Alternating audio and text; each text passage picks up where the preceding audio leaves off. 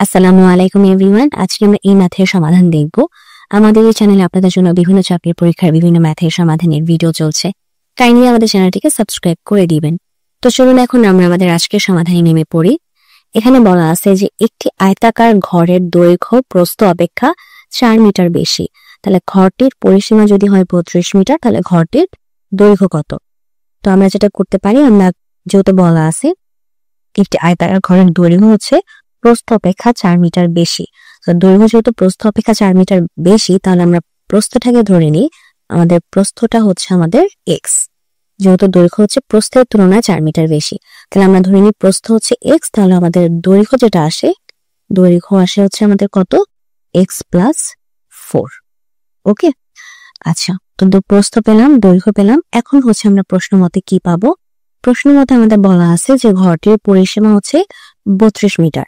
তো আমরা জানি একটি আয়তাকার বস্তুর যে পরিসীমার যে সূত্র, সেটা কি হয়? 2 গুণ দৈর্ঘ্য প্লাস প্রস্থ। এখানে দৈর্ঘ্য দেওয়া আছে হচ্ছে এক্স প্লাস 4 আর প্রস্থ দেওয়া আছে হচ্ছে আমাদের এক্স। তো সমান সমান কত হচ্ছে? সমান সমান হচ্ছে আমাদের 32। সো এক্স আছে একটু বাঁকা হয়ে গেছে, আমি একটু সমান করে লিখি, না তো পরে আবার বুঝতে অসুবিধা হয়ে যাবে।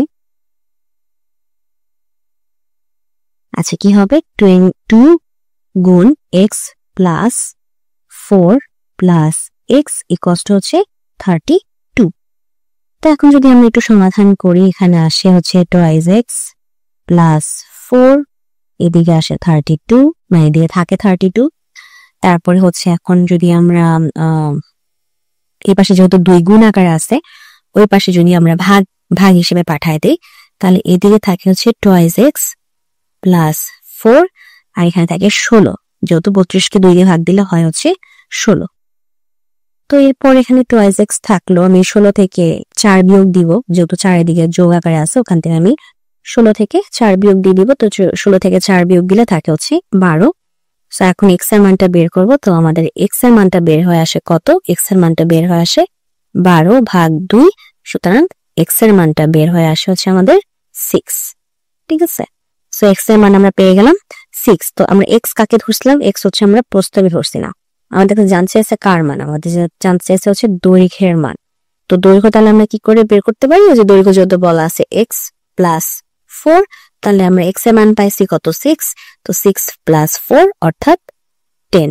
তো আমাদের দৈর্ঘ্য হচ্ছে আমাদের 10। আমাদের কাছে কি আর কিছু চাইছে?